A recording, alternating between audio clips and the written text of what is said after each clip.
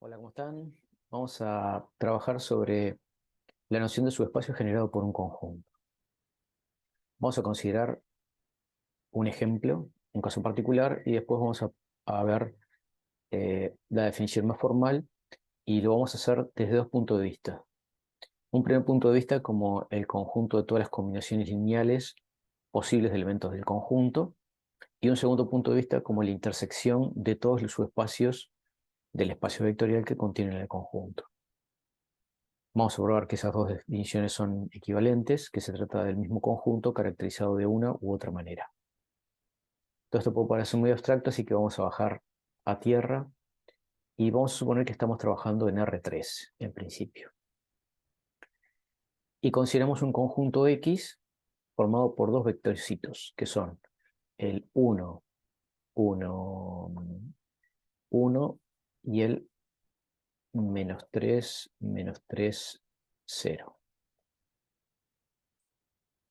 Y lo que voy a hacer es establecer combinaciones lineales de estos vectores, todas las posibles. Observen que este conjunto X no se trata de un subespacio R3. Recordemos que tenemos un espacio vectorial V más K puntito, es decir, tengo un conjunto de vectores no vacío, en el cual está definida una suma. Voy a trabajar con un cuerpo y tengo una definición de producto de un escalar por un vector de V. En particular, en este caso, voy a considerar R3, y cuando digo R3, me refiero a las ternas ordenadas reales, como estas, 1, 1, 1 y -3, -3, 0. Y para sumar voy a usar la suma habitual. Es decir, si tengo ABC y DEF, por suma habitual entiendo la suma de dos vectores de R3 realizada de esta manera. La primera componente del vector suma es la suma de los reales A y D, la segunda componente es la suma de los reales B y E, y la tercera componente es la suma de los reales C y F. Esta es una posible suma que se puede definir en R3 y es la que se trabaja más habitualmente, pues se llama la suma habitual. Y cuando multiplicamos un escalar alfa por un vector ABC de R3, la manera habitual de hacerlo, el productor escalar por el vector, es el que tiene componentes alfa A, alfa B y alfa C, el producto de los reales alfa y A, alfa y B, alfa y C, respectivamente. Bien. Cuando está sobreentendido que estamos trabajando con esta suma y con el producto, o cuando está sobreentendida cuál es la suma con la cual estamos trabajando y cuál es el producto de escalares por vectores por el cual estamos trabajando, podemos simplemente hablar del espacio vectorial R3 o del espacio vectorial V, sin más. Hay algunas condiciones que deben de cumplirse para que un conjunto sea un subespacio de un espacio vectorial. Vamos a repasarlas. Primer punto, tiene que ocurrir que S esté incluido en V. Tiene que ser un subconjunto de V. El conjunto formado por el 1, 1, 3 y el -3, -3, 0 es un subconjunto de R3. Un segundo punto es que el neutro aditivo de la suma que estamos considerando, en R3 el neutro aditivo es el 0, 0, 0, tiene que pertenecer a S. Fíjense que el 0, 0, 0 no pertenece a X. Por lo tanto, ya al no verificar una de las condiciones necesarias para hacer un subespacio de R3, X no tiene ninguna chance de ser un subespacio de R3. X no es un subespacio de R3. Otra cosa que debe cumplirse es que si tomamos eh, dados U y V pertenecientes a S,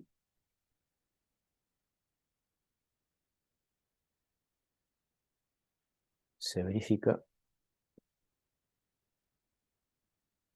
que U más V pertenece a S. Es decir, cuando sumamos vectores de S, no me salgo del conjunto S. Tengo la clausura de la suma en S. La suma con la cual está trabajando es la suma del espacio vectorial. Y por último, dado alfa escalar, así llamamos a los elementos del cuerpo con el cual estamos trabajando, en este caso son los reales, y dado V perteneciente a S, se verifica que alfa por v pertenece a S. Es decir, tengo la cláusula del producto de escalares por vectores, cualquiera sea el escalar, y el vector de v de S que yo considere, alfa por v va a pertenecer a S. O saben que en este caso, si sumamos vectores de X, por ejemplo, deseo sumar el 1, 1, 1 y el menos 3, 0, esto me da el menos 2, 1, que no es un vector de X. O sea que también falló el hecho de que si sumamos vectores de X, no me da un vector de X. Esta condición no se verifica, razón una más para ver que esto no es un subespacio de R3. Sin embargo, les voy a considerar ahora un nuevo conjunto, que obtengo al combinar linealmente estos dos vectores del conjunto de X. Es decir, voy a considerar escalares A y B, voy a efectuar el producto de A por el 1, 1, 1 y el B por el menos 3, 0, para todos los valores de A y B posibles. En este caso el cuerpo es R. Y entonces voy a considerar el conjunto de todos esos vectores posibles a los cuales obtengo haciendo combinaciones lineales de los vectores 1, 1, 1 y menos 3, 0 de todos los modos posibles. A este conjunto, que se obtiene hacer todas las combinaciones lineales posibles, le voy a llamar L de X. L por lo de lineal, por lo de combinación lineal. Esta es una forma de indicarlo. Puede haber otras formas. Esta es una forma bastante popular de notación para este conjunto. Para visualizarlo, vamos a ver en GeoGebra qué se puede obtener cuando qué obtenemos cuando efectuamos todas las combinaciones lineales posibles de elementos del conjunto X. Vamos a probar que este efectivamente sí es un subespacio de R3.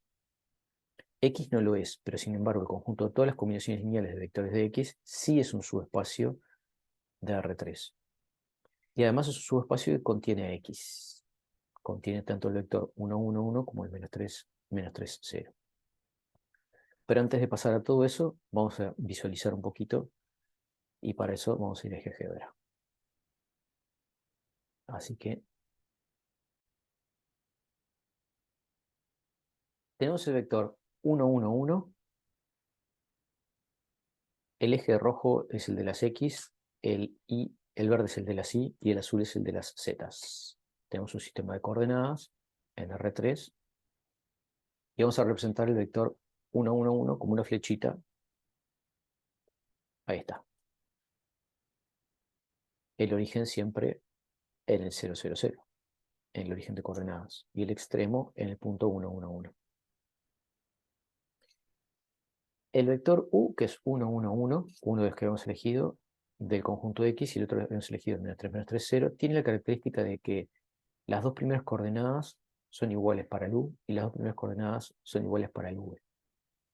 Y los vectores no son colineales, no es uno múltiplo del otro, son linealmente independientes. Si los graficamos, ahí lo vemos, cada uno de ellos. Y lo que voy a hacer es combinar linealmente estos vectores. Al observar que las primeras dos componentes son iguales y las primeras dos componentes del U y del V son iguales, las dos del U y las dos primeras del V. 1, 1, menos 3, menos 3. A uno le da para presumir, para conjeturar, que el conjunto de todas las combinaciones lineales de estos dos vectores va a estar en un plano. El plano de ecuación y igual X, exactamente. Vamos a graficar ese plano. Acá tenemos una representación del plano igual X, de ecuación igual X. Y ahora vamos a establecer combinaciones lineales de esos vectores a ver si nuestra conjetura es válida. Por ejemplo, voy a efectuar 2U más 3B. El vector U es este chiquito, este cortito, y el vector B es este un poquito más largo que está en el plano X, z igual 0, en el plano XY. Vamos a graficar entonces 2U menos B. Ahí está 2U menos B.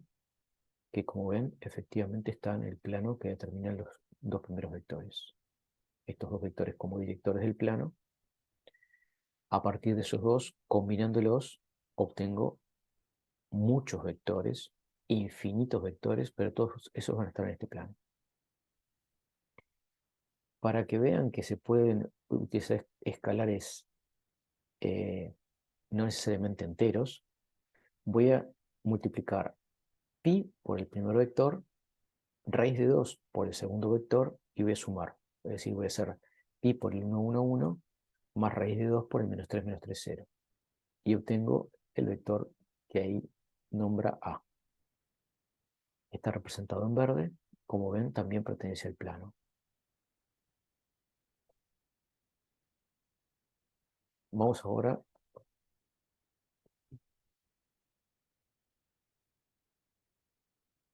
a hacer una nueva combinación lineal de los vectores u y v, menos 2 por u, menos 2 por u, más menos 1 por v, o si prefieren, menos 2 menos v. Este vector, que está en naranja, representado, también pertenece o está sobre ese plano de ecuación y igual x.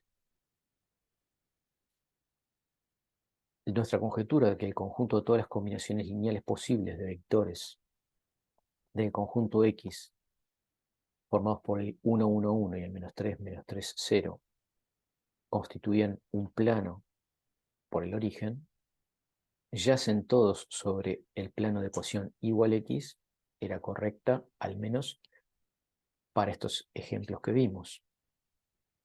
Tendremos que probarlo no visualmente, pero ya me da una pauta de que esto es una conjetura bastante firme. Uno dice, bueno, no se puede concluir nada a partir de unos pocos ejemplitos que hiciste acá, no puedes concluir nada. La respuesta es correcta, no se puede concluir nada, pero me da para conjeturar. Si es así, tendríamos un subespacio de dimensión 2. En R3 tenemos subespacios de dimensión 0, que es el nulo, el que contiene solamente el nulo, el conjunto que contiene solamente el nulo. Ese es el conjunto de vectores con la suma y el producto por escalares definidos como estamos viéndolo. Obtenemos solamente el nulo y ese subespacio es el más chiquito de todos de los de R3 de dimensión 0. Después tenemos subespacios de dimensión 1 que son rectas por el origen, subespacios de dimensión 2 que vamos a representar como planos por el origen, como es este caso, y subespacios de dimensión 3 que es el propio espacio. O sea que si vamos a hacer un catálogo de los subespacios y los vamos a ordenar de acuerdo a cada una de las dimensiones que pueden tener, tenemos de dimensión 0 el nulo, de dimensión 1 el conjunto formado solo por el nulo, de dimensión 1 rectas por el origen, de dimensión 2 planos por el origen, de dimensión 3 todo el espacio. Parece ser entonces que el conjunto de los vectores 1, 1, 1 y el menos 3, 0 que habíamos denominado X es un subespacio de R3 de dimensión 2, que además obviamente contiene los vectores negritos, que son el 1, 1, 1 y el menos 3, 0. Vamos a ver que de todos los subespacios que contienen a estos dos vectores, este es el menor en el sentido de la inclusión. Cualquier otro subespacio que incluya a ese conjunto 1, 1, 1 y menos 3, 0 va a contener al generado por estos dos, es decir, va a contener a este plano. Vamos a dejar ahora el ejemplo concreto y vamos a verlo más en general.